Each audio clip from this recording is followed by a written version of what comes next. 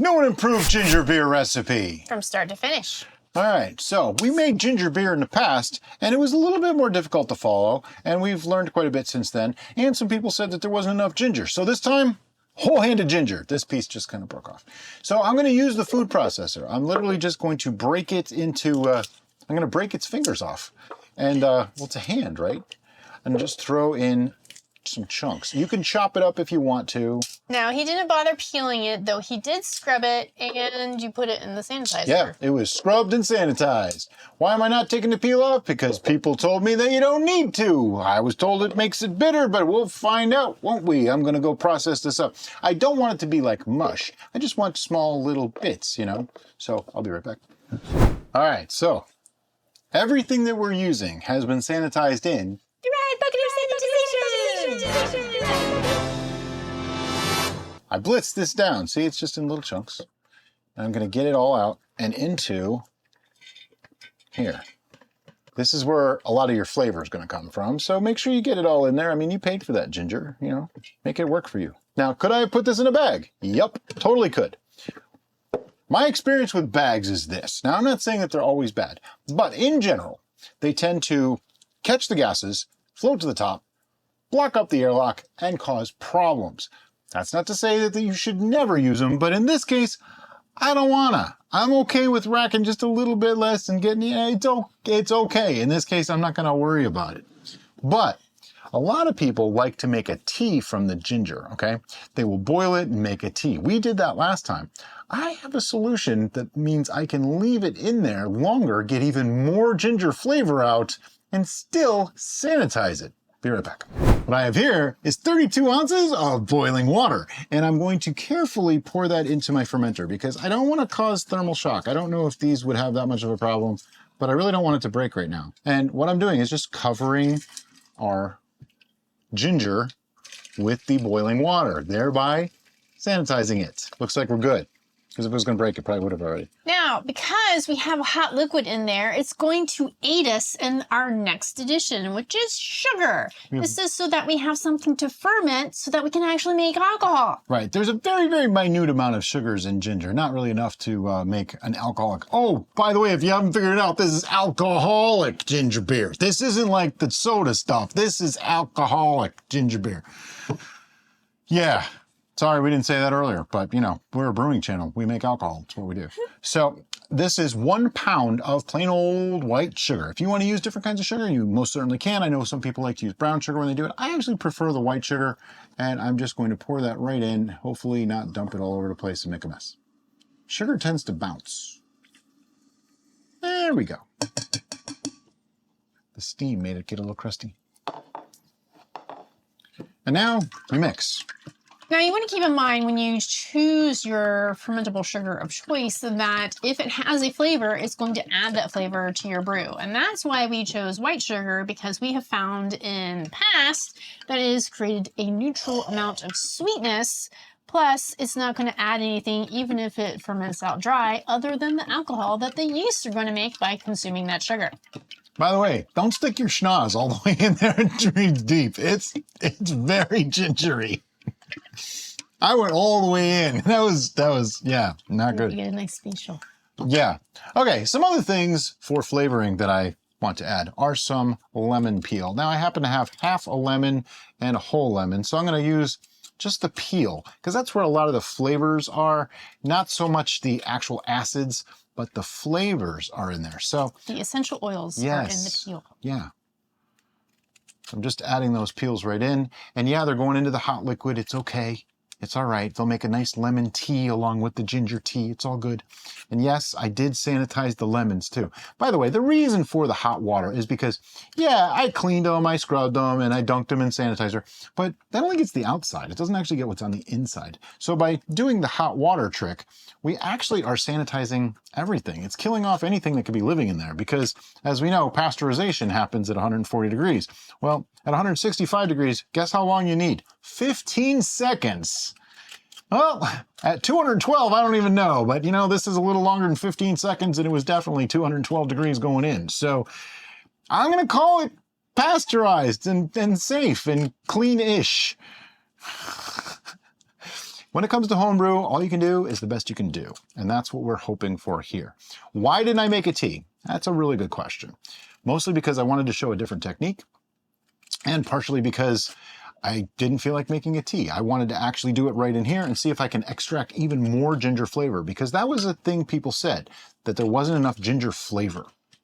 I believe, though, if you are unsure about the stability of your vessel, if you have concerns that the heat transfer may cause a fracture in your vessel, you can go ahead and do all this part in a pot In something that's on your safe. stove, Oh, yeah.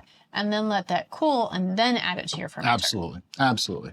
So what we have now is a lemony ginger tea. It smells amazing. It does. And what? Can we take some notes at this time so we won't forget? Oh, she wants me to write stuff down. All right. So at this point now, I want to add more water. We have 32 ounces of water already. If I add 96, that gives us a full gallon. But I know we're going to have some loss. So we have a little bit more. We actually have what looks to be 104 ounces of water over there, plus our 32 actually makes 136 ounces. So we have a setup for our true loss if we were making beer, or Lee's loss in ginger beer and mead and wine making. I just made that up. Okay, do you want to mark that amount down of water? Ew! Okay, we're going to just pour that water in. And you can be sloppy about it, just don't spill it on your partner. Sorry to interrupt the video, but I wanted to tell you about the City Steading VIP Club. It's a super friendly bunch of brewers who get together and constantly help each other and share information. A large part of it is our private Facebook group where you can ask questions and get help. We also have Zoom meetings monthly for most tiers of membership. These hangouts are a great way to ask questions or just hang out with us and the other members. In addition, the higher tiers get their names right in our videos. So consider becoming a VIP. Now, back to the video.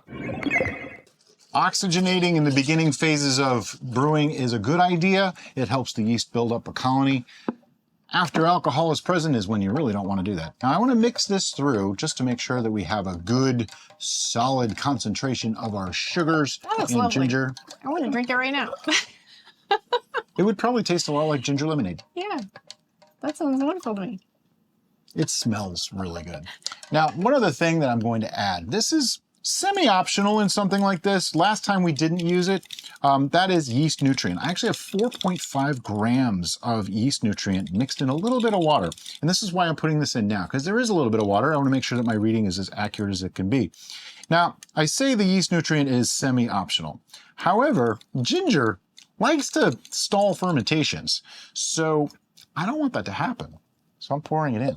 You've got a little bit of yeast nutrient on your, there you go. Okay. Now, there's... Can we mark that on the list? I'm so sorry. I'm like militant about the list editions because we tend to get involved in this process of speaking to you because you are what's most important to us. And in that process, we tend to forget to take our notes. So that's I why remember what I did. Sometimes. Till later, then I forget. Okay, now there are two readings that I want to take on this. One of them is a pH reading and the other one is an actual specific gravity reading. So since I have the specific gravity reading stuff right in front of me right now, I'm going to take that one first.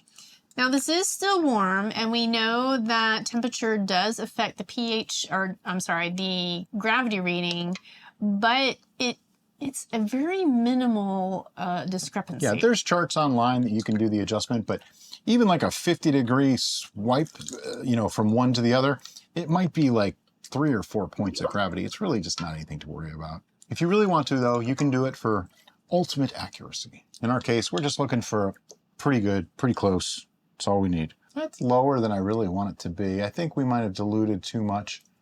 It's 1.032. Let me just do a quick calculation to see how much alcohol this will make.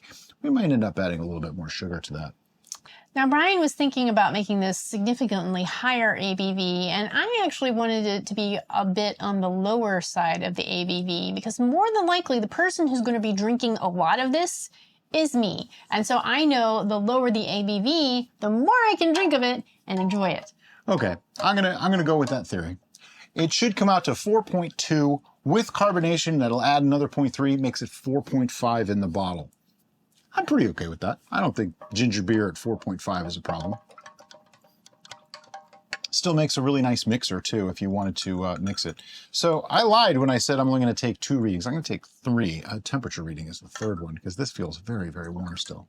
The reason for concern about temperature is past 120 degrees, it's a little dangerous for yeast. They don't tend to like it that warm. And not only will they stop working, they'll die. So we don't want to do that to our yeast. We actually want them to be able to ferment.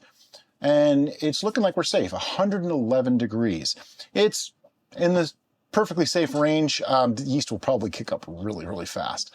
But it's okay. Beyond that, like if it was 115 or higher, I'd let this sit for a little while, put a lid on it, and let it cool off just a little bit more. Okay, next is our pH. Now, to check pH is kind of a thing that we didn't really do for a long time, but we're finding it's more and more important as we go. And in this case, we're using ginger and lemon, which could make things a little bit acidic. But beyond that, it's technically a sugar wash, if you really think about it. Sugar washes tend to drop acidity after a few days once they start up. So if we're in a decent range to start with, we should be in a good range overall. And by good range, I mean, you know, not stupid. We don't want to be 6 and we don't want to be 2. I'm looking for somewhere around 4-ish. 3.5 to 4 seems to be a pretty good range. Now, this is really interesting. It is 6.6. So that means, remember I said we don't want to be stupid? Well, this is stupid now. So we're going to add some lemon juice to this to lower that pH. Now, you might be asking, what would happen if I just didn't change the acidity level and I let it go? Well, it would probably stall. It might not finish fermenting at all. It might not even start. So I'm using my favorite tool, which is my juicer. I love this thing. We'll have links to it. It's awesome. And I'm just going to put in a whole lemon because I think this needs a significant, whoa, it's squirting all over the place. So I got the hand. Got me in the face. Oh, no, no, no. That's why I wear glasses. I got squirted one time when I was a kid, ruined my eyes forever. I'm joking.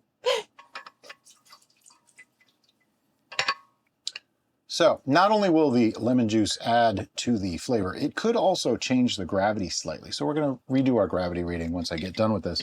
But I want to stirry, yep, and then take another pH reading. So as you can see, taking a pH reading can be very, very important. I'm going to rank it up there almost as important as taking gravity readings at this point. It really is a big deal. We're just going to dunk that in the sanitizer real quick to refresh the system. By the way, our sanitizer is 2.4 pH, in case you were curious. It is an acidic sanitizer. Yep, it is an acidic sanitizer. Okay, so now we're down to 4. Look at that. 1 lemon dropped it from 6.6 to 4. So you can see how much difference that's beautiful. It can make, because now that's like perfect. That's spot on where we want it to be. I just like to give it like 30 seconds to a minute to make sure it's stable, even though if it dropped to 3.9, I'm okay with that too. I really like 3.5 to 4.5. Seems to be the best range in general. Right around 4 though, seems to work very, very well. Some yeasts are a little bit more preferential than others. Okay, looks like we're good. All right, so if we could take a note on our pH, please. Right. And you wanted to take another I'm going to take another gravity reading just to play it safe because it might have changed slightly. I don't know how much. But hey, you know, makes me feel all mad sciencey and stuff. Mad sciencey? Mad scientisty. That's what I meant to say. Scientisty? Is that even a word? It's a word now. If everybody starts saying it, that's how words become words. So you heard it here first, and now you can pass that on. Scientisty. I almost got it out without laughing completely. Wow, what do you know? It actually did raise it slightly, 1.034. A little bit of sugars in the lemon juice actually did it. So just a little bit higher. So we'll be at like 6%, 6.5%. That's all good. So I'm going to dump this back in because everything was sanitized, so it's all clean. It's all good to go. And one last thing to do, well, 2, but 1, is we want to add some yeast. And I'm going to be using Safale SO4 yeast, which Google Foo has failed us on this one. I could not find a proper pH range for this, but I know that it's like a 10 to 11% tolerance range, so it's perfectly safe. This should go dry, and we have plans for how to make it less dry. Well, sweet. And I'm using half a packet of this yeast. This is an ale yeast, but it works really well for ginger beer, for ciders, things like that. One of our mods actually uses this for most of his brews in general. Works great. And I, like I said, have half a packet. I'm just going to put that in and... Back your packet! And then just give this a little bit of a mix to get those yeast into the must. So they can fulfill their destiny. That's right. Some of them are going to stick to the spoon. They're lost souls. That's just the way it is. I can't save everybody. The older I get, the more I realize that. Oh, look, I got them. I did a good, whoa. There's no, oh wait, no, there's a couple. How the heck did that happen? I don't know. I figured it'd be covered with ginger and lemon and all sorts of...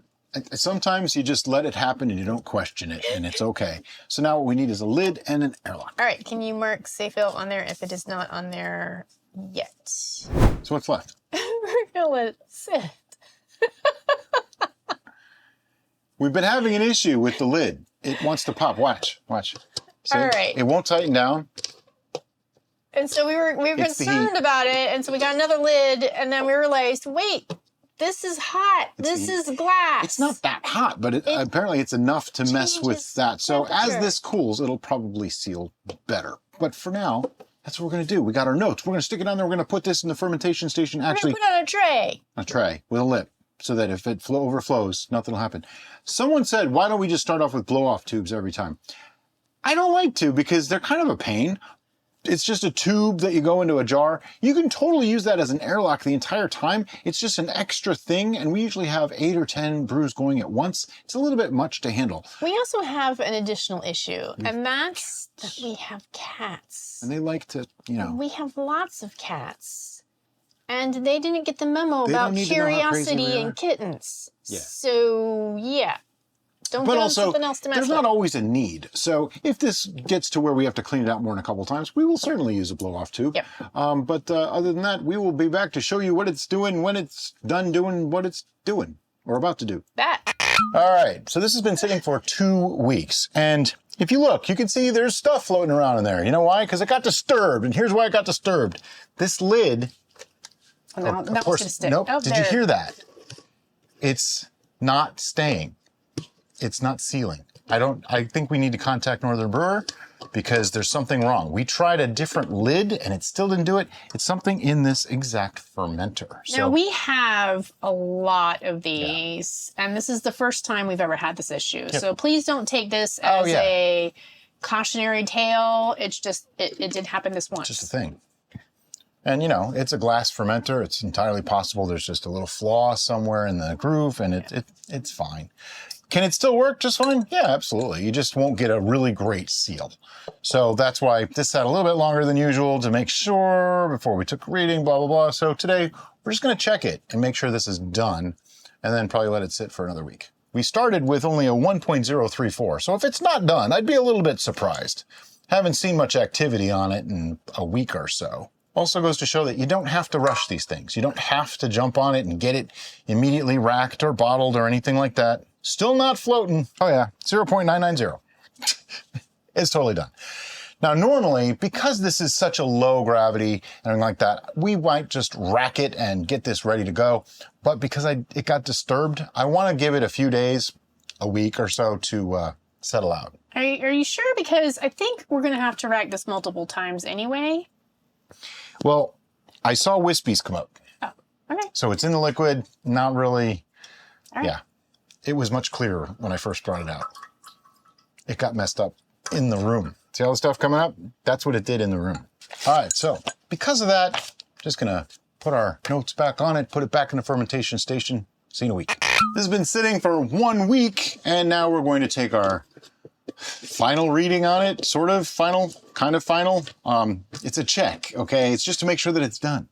It was at 0.990. I mean, it's probably done, but gotta go through the motions sometimes just to be safe. Did we have to? No, not really. What are you doing, babe? I don't know. What am I doing? Taking a reading. Oh, right. I'm taking a reading. Focus. She puts all this stuff in front of me. 15 videos to make today. I'm exaggerating. It's more like 25. It smells like ginger. It does. It's probably a good thing. Because if it didn't, I'd be a little nervous. I expect it did not move. It is floating, so I don't have to put any more in here. If it moved, it went down, but I don't think it did. It's 0.990. It hasn't moved. Gotta find my pen. It's right there by the scissors. I see the flag. Yes, we put Bry's a flag on Bry's pen. Just so I can find it, because she hides it on me. Now, you might be tempted to dump this right back in there. Don't do it, because it'll disturb all the lees, and then you won't be able to rack it today. Don't ask me how I know, but you already know how I know. So we need a fermenter. Yeah. Okay, so we have a sanitized fermenter. I'm just going to dump this in carefully so as to not oxygenate it, even though it's a very, very, very small amount. Now you may be noticing some foam in our new carboy, and the reason being is that we use Star San, which is a foaming sanitizer. It does that on purpose, so that way those bubbles can get into any little tiny microscopic cracks and crevices to make sure your vessel is completely clean. Because of it being an acid-based sanitizer, you don't rinse it. You just carefully dump out your sanitizer liquid and it's clean, it's good to go. They say to air dry. What they mean is don't wipe it down. But we don't even bother letting it dry. Just use it. It's totally fine. The minute amount that's going to be in your stuff is totally fine. Not anything to worry about. We've had a few people that say they rinse it with water afterwards. Well, here's the problem. The water may have microbes and things in it that defeat the purpose of sanitizing in the first place. And please, please, please do not use like any kind of wood alcohol or isopropyl alcohol or anything like that, because that's toxic. So you or bleach or vinegar. Yeah, especially vinegar. But anyway, so we are going to siphon this. I'm using an auto siphon with the cap on the end because there is a bunch of lees in the bottom here, and I don't want that in our brew. So I'm just going to go part way in, and she's going to lower the destination from the source, and that way we can get it started, because you have to have an elevation difference. Otherwise, it won't siphon. We have a complete video on racking, and I will link that in the description below if you want a further explanation on the process. But for now, we're just going to rack this. We'll see you in a couple minutes. All right, we racked it. Put a bung and an airlock back on it. Take a note, dry off the spot. Put your note back on, and what are we going to do with it now? We're going to let it sit. I'm hoping it clears up a little bit. I might have gotten a little bit of sediment in there that'll get in there. If you wanted to, you could technically at this point just go right to the priming and bottling step, which is coming up next. But I suggest giving it an extra week just to settle out a little bit. It'll make for a little bit nicer looking product in the end. It's not crucial, but it just does look a little nicer. It's been a week. It really has. It's been a week. But anyway, so this is done. We racked it. It's settled out a little bit. What we want to do, get it out of this into this. That would be the fermenter versus a pitcher. otherwise known as racking. Yeah, because there's reasons. You'll understand in a moment. And there's a very, very small amount of sediment on the bottom. I don't want to lose much product, so I'm going to take a cap off. And yes, this is called racking. We did it already in this video, so, you know, you don't need to see it again. See you in a minute. Okay, some things that now have to happen, okay? First off, I want to mention something. So first off, this is basically what I called the perfect storm beverage in our most recent unpasteurized, unstable homebrew.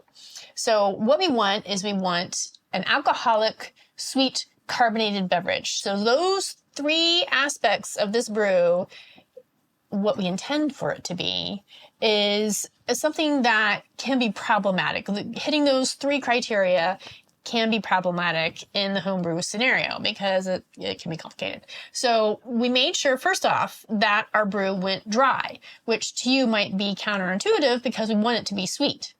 We'll get to that in just a second. Okay, but what we want to do is taste it now, because this is where we're going to sweeten it. I'll get to how in just a moment, but right off the bat, it smells gingery. It's very dry. It's also not highly alcoholic, but let's figure this out, shall we? To do this, we use the formula, in parentheses, OG minus FG, which is original gravity minus final gravity, and we multiply that total by 135. It's very important to do the order in order. So we started with a pretty low gravity, 1.034. Derica wanted this to be like 4 or 5% max, so that's why we're going with there. And it ended at 0.990. That gives us 0.044 points, 44 or 0.044 points of gravity used. And for this, I'm going to use 131.25 instead of 135 because it's a lower ABV, makes it a little bit closer to accurate.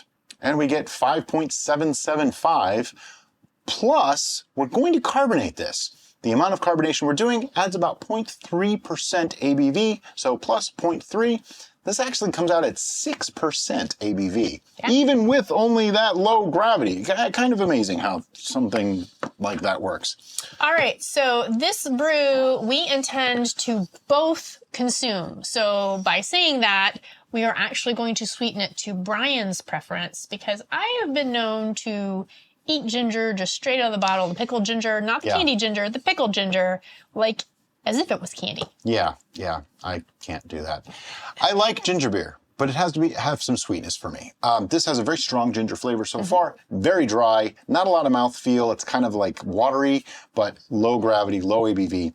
That's to be expected. Do we have a stirring device handy? We do. Again, back to that perfect storm scenario that I was talking about. To avoid complications, we are using Allulose. as our sweetener. Why are we using allulose? Because it's a non-fermentable sugar. Exactly. Non-fermentable sugar literally means just that. It will not ferment. So had we just put regular sugar in here and then we bottled this, that could overcarbonate and cause bombs if you wanted to keep it sweet. In the past, we had kind of done the play the game of time. You can try using the plastic squeeze bottle, but it's not all that accurate. We've had many that felt like it was rock hard, but really wasn't carbonated much at all. So I like this. You can do that method if you choose. There's just a lot of guesswork in that. Yes. This way that we're doing this time takes out all the guesswork and removes pasteurization from the equation. Exactly. Makes it much simpler, much safer. So how much am I putting in? Enough until we like how it tastes. That's the honest answer. I know that allulose, we always end up using more than I think because it's only about 70% as sweet as sugar, but it dissolves super fast. In a test where we did sugar versus allulose versus erythritol, which would be our number 2 non-fermentable sweetener, we actually chose allulose over erythritol. And when I was trying to guess which was sugar, I actually guessed allulose was real sugar. So that gives you an idea of how close it can taste to real sugar. Now, in our experience, allulose tends to be slightly more expensive than erythritol. So if you're working within a budgetary restraint, you can certainly use erythritol. Yep. Just know that it's going to be a very minute different flavor. Speaking of very minute different flavor, it was very minutely different. It was sweeter. Very minutely. We will give a gravity reading at the end so you know about how much we added.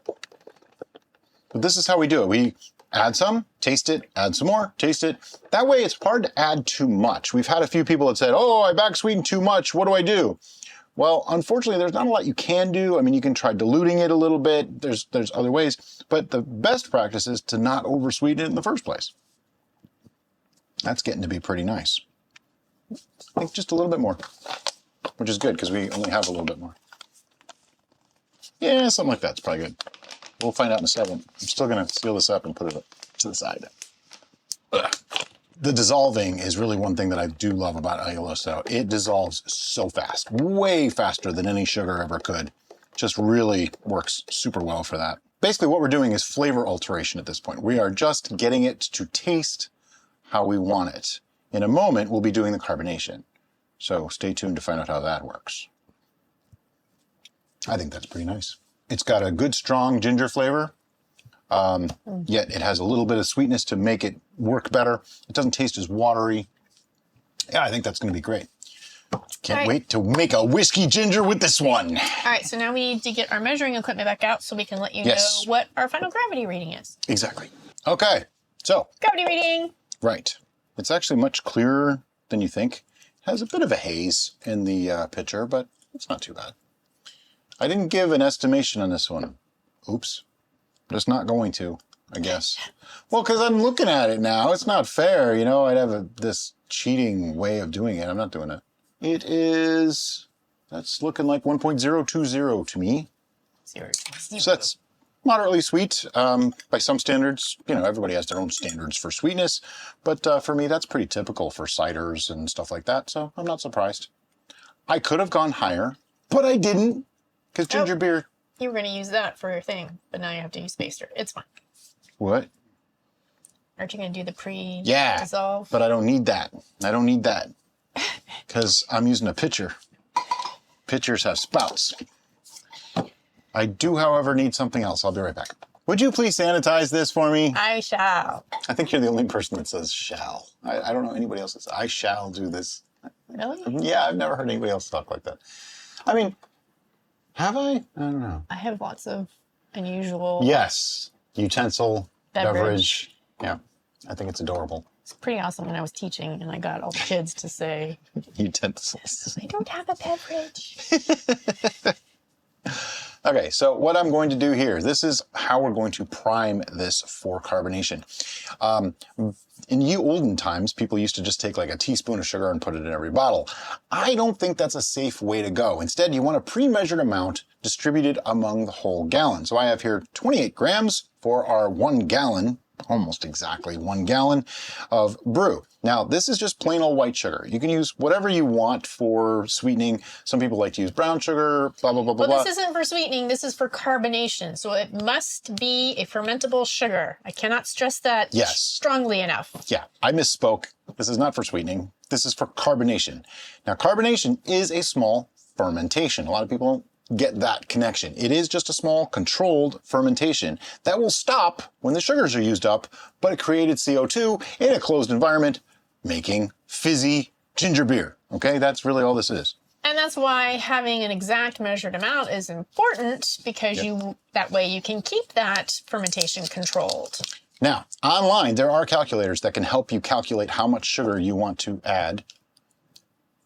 I don't know why she took that from me, but you need to know how much carbonation you want in order to be able to use those calculators. We've taken a little bit of the difficulty of that out, and I looked at the lowest versus the highest, averaged them together, and went somewhere smack in the middle. This should be safe for most bottles that can hold compression, okay? If you use a regular old wine bottle that is not made for compression, not going to be safe, because this does create some pressure. So you want like swing top bottles or beer bottles that are made for like the pop caps and stuff like that. You want something that is made to hold compression. So what I want to do is mix that into some of our must. Now I could just dump it in there and I could mix it through and that would work. But if I didn't get it fully mixed, it could be a problem. So instead, what I'm going to do is just take some of this and pour it right into the sugar solution. Well, I'm making a sugar solution, I guess.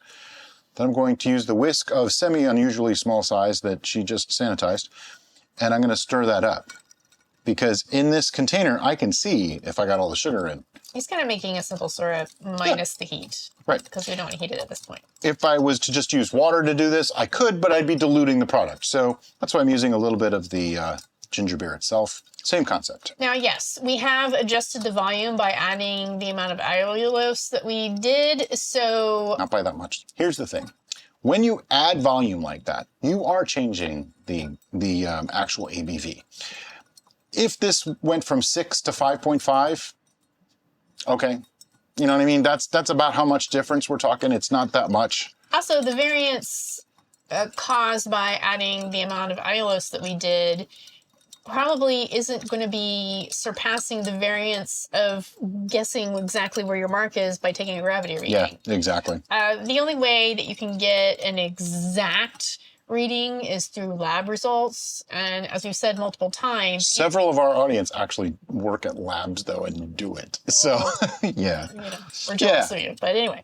You can do it. I mean, it's like $30 or something. But even commercially, their variances is... oh, yeah. For wine, it's like plus or minus 2% in either direction. For beer, I don't know what it is, but I think it's closer to like half to 1% and in either that's direction. the regulatory allowed variance. Yeah, so that's the government-controlled amount. Okay, this is almost dissolved. And once it's dissolved, I just pour it right back in carefully so as not to oxidize any more than is absolutely necessary. And now, I want to give that a little mix just to make it homogeneous. And so this packet that I absconded from Brian is yeast. And we are going to add a little bit of yeast at this point because we have wrapped this twice already. So we don't know how much of the yeast colony is still viable within there. Now, yeast are microscopic, so I can go, hello, are you still in there? I don't know, because I can't see microscopic things with just my eyes. Is it possible that this would carbonate without us adding any more yeast? Yes. However, we're starting to like the term insurance. So we're calling this insurance yeast. And I'm literally just going to put that much, not much. We don't really want to build a colony. We don't really want extra sediment in the bottles, but we do want enough to make sure that, you know, it carbonates. We had a bad experience. Wasn't a bad experience, but the fruit wine, it didn't carbonate, and we wanted that to carbonate. We were annoyed. Yes, disappointed. We weren't angry, we were disappointed. But it was still good. It was still really, really good. Like the other night. Okay, so I just want to mix that up so I can equally disperse that throughout. That should be pretty good. And that also gets everything all nicely mixed. And now, put in bottles. All right, so to do so, we are going to be adding our bottling wand to our auto siphon because it has the springy thingy, otherwise known as the stem valve. I think there's other names for it as well. And that's going to help control the flow into our bottles, limiting mess. Now, in other words, when you put this into the bottle, like this, won't flow. Touch the bottom and push. It flows. It flows. Lift up, stop, flow, stop, flow, stop. So the big thing you want to remember with using that is you want to have someone depress it as you're starting the auto siphon. Otherwise, you're not going to be going. Yeah, anywhere. you're just going to be forcing air everywhere. Yeah, it's not good. So if you have to do it with one hand on each, you can actually do the thing like I do, and you can hold the other bottle down. But it's a little bit more complicated. We do, however, have a video fully on bottling, and I'll link that in the description below. Yeah, we're going to bottle this and be back to show you when we're done. Bling. So we got 8.5 bottles. Yeah. So what do we do about the half bottle? We're not really sure. We are under understanding that amount of headspace could cause a problem potentially, but we've never put it to the test. And I'm not sure if I want to be honest. So I'm probably just going to stick that in the refrigerator and drink it later. Yeah, it's the safe way to go. But the rest of these we're going to label, and then we're going to put in our bomb shelter, which is basically just a heavy-duty plastic tub that we put carbonating beverages into just in case something goes wrong. They'll sit in there for probably about 2 weeks. Then we'll put one of them in the chill chest, also known as the refrigerator, and we'll be back to give you our preliminary initial tasting. Wait, these don't go for a year, do they? No. No, so we'll be back to give you the tasting. It's been a couple weeks. It's been carbonating. Let's find out. Did it carbonate? A little bit. I heard it just the tiniest little whiff. Someone has told us, a few people have told us that we need to use more sugar, and that is a possibility. I'm going to try that because this should have more carbonation than that. It's got some. I can see bubbles. It's not exactly like forming a head or anything. No. You know, ginger beer is supposed to be a little sparkly. But that seems to be the issue, is that maybe we're not putting enough sugar in and we're keeping it too cold. So more sugar. Yeah. Clarity-wise, it's pretty clear. Yeah. I mean, it's got a slight haze. So ginger beer just kind of always does. Yeah. Smells very gingery. Yes. I see bubbles coming up the side, so I know there's carbonation in there. You can still see It's carbonated. all the bubbles. That's definitely carbonated. That's more carbonated than the last couple that we've done. This is not overly sweet. Which means more for me. No, actually, this would be a good mixer, I think. Yeah, you could do your ginger whiskeys with these. Yeah. These. Came out at 6%. It's not bad.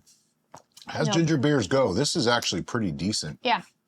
We don't have any commercial ginger beer at the moment because we tend to drink it right quick in a hurry when we do get it. What's really shocking to me is this is 1.020. It don't taste like it. It does not taste that sweet. No. And I think it's because of the ginger. The ginger has a very sharp, distinct flavor. And so it's going to... This is strong ginger flavor. It's going to cancel out lots of other competing flavors. It's a similar thing with our capsicum ales, that when we brew those with the chilies, the capsaicin is so prominent that you tend to have to sweeten it more than you might think to create that balance of flavor. By the way, I don't know if anybody noticed. Got our new glasses. Let me see if I can hide behind. Cover your face so that we can focus on it. I don't know if this is going to work at all or look really, really stupid. It's probably looking stupid. We'll find out. I won't know until editing. So, you know, and there's no way to edit that out now. It's in there. Overall, I think this is a huge success. I think this worked out really, really well. Before I pour more, we should do our numbers. Let's do the numbers, and then I have an idea. All right, so we're starting off with The PER score. the PER score. Performance and repeatability of the recipe score. I like that. The PER. Plus we have cats, you know, it's just a thing. So basically this is where we decide, did this work the way it was intended? And based off of the way we did it, can you repeat the results at home? Can you make this? I have to think hard because she always gets me on these. She does better at deciding this than I do. I'm critical. Let me think back. I don't recall any issues with this one. I don't either. I think it went pretty smooth. Yep. So I got no reason to ding it. Except, For performance? well, I think it should be slightly more carbonated. Oh, really? You think so? Like the first couple of sips, I was getting plenty of carbonation, but now it goes away kind of quick. It goes, yeah. So Okay. I think if it was more carbonated, All right. then it might last longer. Well, then we don't even need to do a big reveal. Let's talk about this one and come to a score. Sure. I think that's a better way. We discuss it and come to one score that we agree on. I'm thinking 9 to 9.5. I am in that range as well. And part of this is perplexing to me now that we've integrated the PER score into our scenario. I agree that it's a really good idea because that way we can take away our personal prejudices towards the beverage and the flavor profile and just think about the logistics of it. That's basically what we're doing. Yep. How did it work? How was the process? How smooth it was? Were there any hiccups along the way? Did it meet or exceed our expectations, or did it fall flat?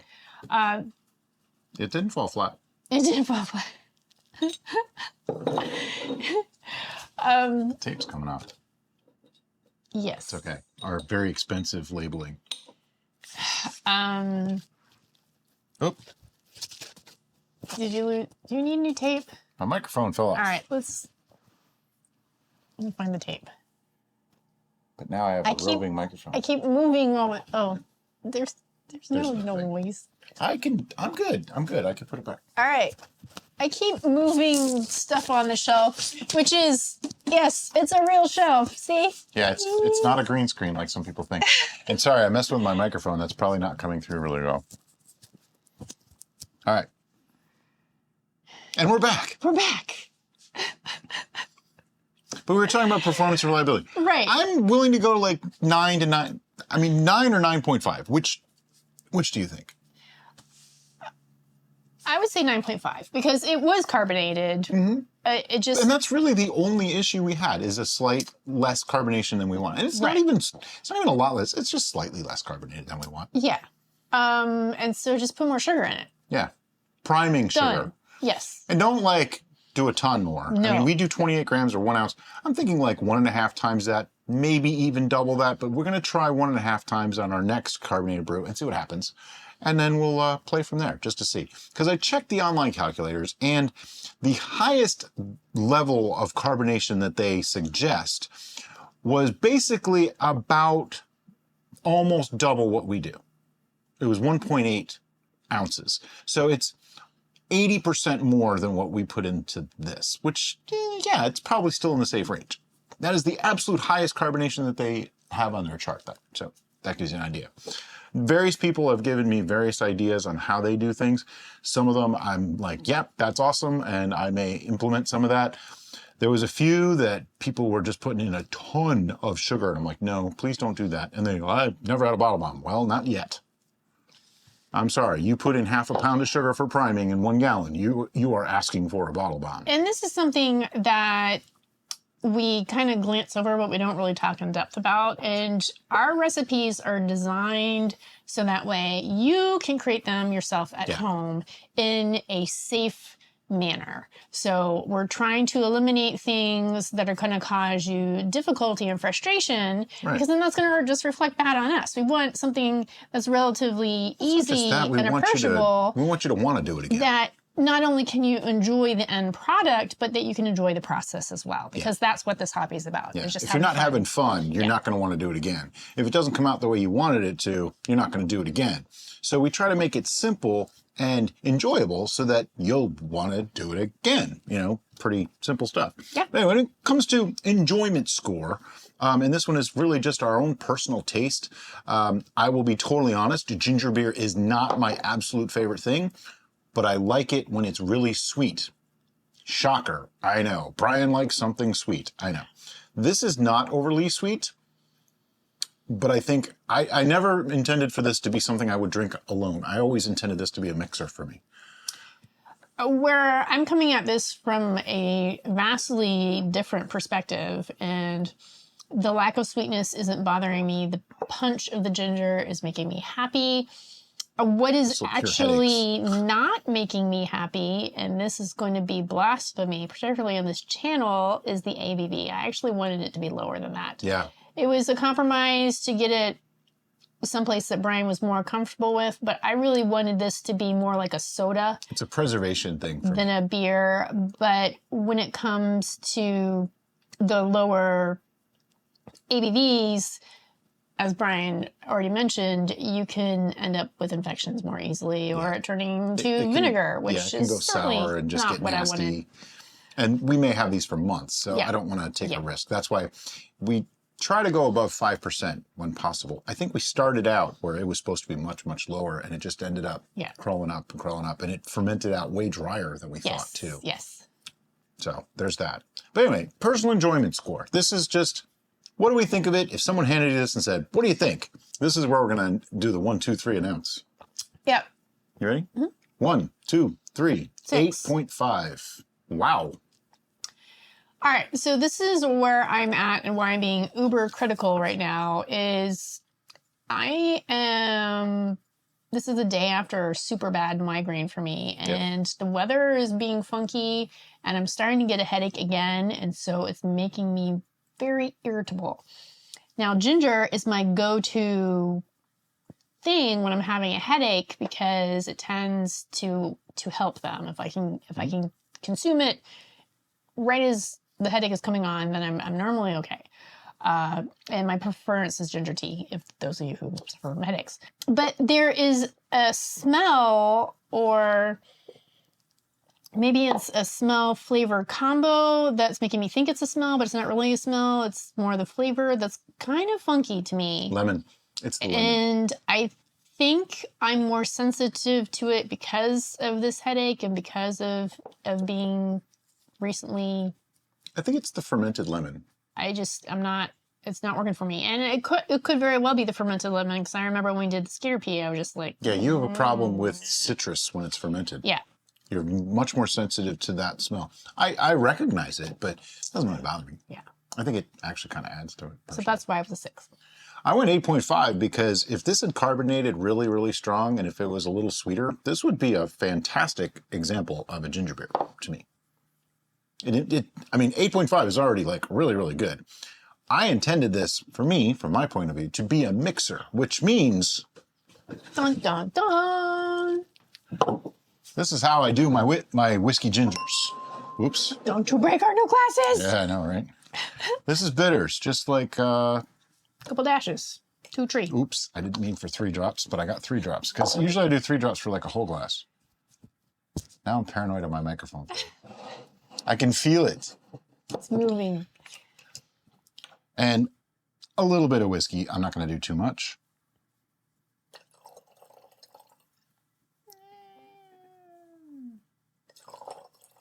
That much. Usually do like an ounce or 2 in a 10-ounce glass. Give it a little swirl. That's why I love these glasses, because they are actually just a stemless wine glass. Don't tell anybody that, because it looks much more manly when you do it like this. And that way we can still, get the nice smells. It focuses the aromas. Smell that, though. I mean, that's just changes the color and everything. Yeah. Oh, yeah. Now we're talking. Taste that. Just taste it. Okay. Gonna be sick? Might as well be fully sick, right? Sorry, babe. It makes such a great whiskey ginger, and that was my intent. So I'm sorry. It'll also help your headaches because there's a lot of ginger in there. Man, But for a whiskey ginger, whiskey. Yeah, she doesn't do so well with the whiskey anymore. That's why we stopped doing the whiskey channel that we had. Yeah. Whiskey Wars. Yep. We stopped doing that just because of that. She would be sick for like 2 days my afterwards. Butt. Which is a shame because whiskey is so lovely. Yeah. But we're derailed again. Shocker. Anyway, back to ginger beer. As a standalone, I would go a little bit lower on this, but that's because I'm not a ginger beer drinker. Derica gave her score. My score is as a mixer to use for other things. I could even go a little higher because this came out really amazingly good. It blends with the Wild Turkey 101 just so perfectly. So go ahead, make this ginger beer. And I like the new method of the non-fermentable sugars in there. That makes it a lot simpler, much more approachable for the average user. Yeah. And a few people have asked about non-fermentable sugars, just really, really quick before we wrap this up. We used allulose. You can use erythritol too.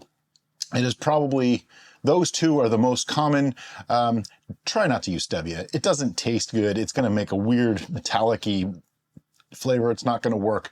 There are some others. Maltodextrin is mostly non-fermentable. Mostly. It's 3% fermentable. So I'd be careful using that one, but erythritol and allulose, they work great. They both taste really good.